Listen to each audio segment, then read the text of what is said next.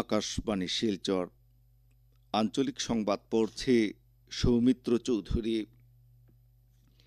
প্রধানমন্ত্রী নরেন্দ্র মোদী সিন্দুর অভিযানে দেশের সেনাবাহিনীর সাফল্য ও পরবর্তী কর্মপন্থা নিয়ে আলোচনা করতে আজ সকাল 11টায় নতুন দিল্লিতে সর্বদলীয় বৈঠক আহ্বান করেছেন।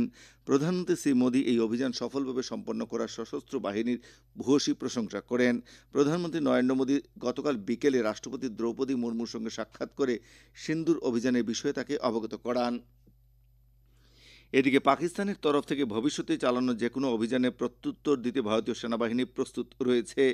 গতকাল নতুন দিল্লিতে আয়োজিত সাংবাদিক সম্মেলনে বৈদেশিক পরিক্রমা দপ্তরের সচিব বিক্রম মিশ্রি ভারত এই অভিযান সীমিত এবং নির্দিষ্ট লক্ষ্যে চালিয়েছে বলে উল্লেখ করেন। বিশ্বাসযোগ্য তথ্য সীমান্তের অপারে সন্ত্রাসবাদী কার্যকলাপে জড়িত থাকার উপর ভিত্তি করে সন্ত্রাসবাদী শিবিরগুলি শনাক্ত করে আঘাত হানা হয়েছে বলে সেনাবাহিনীর কর্নেল সুফিয়া কুরেশি মন্তব্য করেন। এই অভিযানের বিষয়ে প্রতিক্রিয়া ব্যক্ত করতে গিয়ে আসামের মুখ্যমন্ত্রী ড হিমন্ত বিশ্ব শর্মা প্রতিরক্ষা বাহিনীকে অভিনন্দন জ্ঞাপন করেন। তিনি বলেন যে এই প্রত্যাহ্বানপূর্ণ পরিস্থিতিতে সমগ্র ভারতবর্ষই এক হয়ে থাকবে এবং যে কোনো পরিস্থিতিতে দেশের স্বাভিমানে আঘাত হানতে দেওয়া হবে না। রাজ্যের 13টি জেলা গ্রাম পঞ্চায়েত নির্বাচনের দ্বিতীয় তথা শেষ পর্যায়ের ভোট গতকাল শেষ হয়েছে। দ্বিতীয় পর্যায়ে ভোটদানের সর্বশেষ তথ্য এখনও নির্বাচন কমিশন সূত্রে জানানো হয়নি। মুখ্যমন্ত্রী ড হিমন্ত বিশ্ব শর্মা কামরূপ জেলার আমিনগাঁওয়ে গতকাল গ্রাম পঞ্চায়েত নির্বাচনে ভোটদান করেন। মন্ত্রী পীযূষ হাজারিকা মরিগাঁও জেলার আহতগুড়ির মরাকলাং প্রাথমিক বিদ্যালয়ে ভোটদান করেন। নগাঁও জেলার বেগেনাআটি প্রাথমিক বিদ্যালয়ে ভোট কেন্দ্রে কংগ্রেসের সাংসদ প্রদ্যুৎ বরদলৈ নিজের ভোটাধিকার সাব্যস্ত করেন। উল্লেখ্য, রাজ্যে গত 2রা মে গ্রাম পঞ্চায়েত নির্বাচনে প্রথম পর্যায়ে 14টি জেলায় 70.19% ভোট পড়েছিল। আগামী 11ই মে পঞ্চায়েত নির্বাচনের ভোট গণনা করা হবে।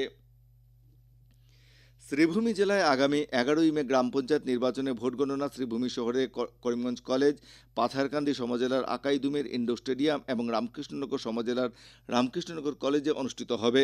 ভোট গণনা প্রক্রিয়া সুষ্ঠুভাবে সম্পন্ন করতে জেলায় 110 জন মাইক্রো অবজারভারদের প্রশিক্ষণ আজ সকাল 11টায় শ্রীভূমি শহরের জেলা গ্রন্থাগার প্রেক্ষাগৃহে অনুষ্ঠিত হবে। পঞ্চায়েত নির্বাচনে পার্সোনেল ও ট্রেনিং সেল থেকে এক বিজ্ঞপ্তি জারি করে আজকের প্রশিক্ষণ শিবিরে উপস্থিত থাকতে মাইক্রো অবজারভারদের নির্দেশ দেওয়া হয়েছে।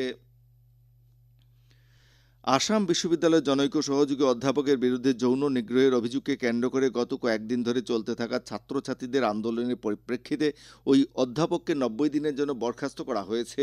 উল্লেখ্য, বিশ্ববিদ্যালয় সমাজকর্ম বিভাগের 3 জন ছাত্রী ওই অধ্যাপকের বিরুদ্ধে যৌন নিগ্রহের লিখিত অভিযোগ দাখিল করেছিল। তার ভিত্তিতে বিভাগীয় প্রধানের কাছ থেকে প্রতিবেদন সংগ্রহ করে বিশ্ববিদ্যালয় কর্তৃপক্ষ অভিযুক্ত অধ্যাপককে ছুটিতে যাওয়ার নির্দেশ দেয়। তবে সংশ্লিষ্ট অধ্যাপক কোনো ছুটি না নেওয়ার পরিপ্রেক্ষিতে বিশ্ববিদ্যালয়ের নিয়ম অনুসারে তাকে সাময়িকভাবে বরখাস্ত করা হয়। লায়ন্স ক্লাব অফ শিলচর সেন্ট্রালের উদ্যোগে এবং বর্জালেঙ্গার পাইনিয়র সংঘের সহযোগিতায় আগামীকাল বর্জালেঙ্গার পাইনিয়র সংঘ প্রাঙ্গণে বিনামূল্যে চক্ষু পরীক্ষা শিবির অনুষ্ঠিত হবে। শিবিরটি সকাল 10টায় শুরু হবে। শিলচর মালুগ্রামের প্রবীণ নাগরিক নেলি দেব গতকাল শিলচরের একটি বেসরকারি নার্সিংহোমে শেষ নিঃশ্বাস ত্যাগ করেন। বয়স হয়েছিল 80। শিলচর জেলা ক্রীড়া সংস্থা পরিচালিত অনূর্ধ্ব 16 আন্তঃস্কুল ক্রিকেট প্রতিযোগিতার ফাইনালে New Oxford higher secondary School 2 উইকেটে বিজয়ী হয়েছে। গতকাল স্থানীয় সত্যেন্দ্রমোহন দেব স্টেডিয়ামের মাঠে আয়োজিত প্রতিযোগিতার ফাইনাল খেলায় new Oxford higher secondary school Shyamacharan Deb বিদ্যাপীঠকে পরাজিত করে। প্রথমে ব্যাট করতে নেমে শ্যামাচরণ দেব বিদ্যাপীঠ 7 উইকেট হারিয়ে 156 রান সংগ্রহ করে। জবাবে নিউ অক্সফোর্ড স্কুল 8 উইকেট হারিয়ে 117 রান করে জয়ের লক্ষ্যে পৌঁছে যায়। আকাশবাণী শিলচর কেন্দ্রের আঞ্চলিক সংবাদ আমাদের ইউটিউব চ্যানেল এআইআর নিউজ শিলচরের মাধ্যমে শোনা যাচ্ছে। এছাড়া আমাদের Facebook page all India radio news Silchar এবং @AIR নিউজ_ শিলচরের মাধ্যমে এই সংবাদ শোনা যাচ্ছে। আঞ্চলিক সংবাদ এখনকার মতো শেষ হলো। পরবর্তী আঞ্চলিক সংবাদ রাত 7টা 45 মিনিটে।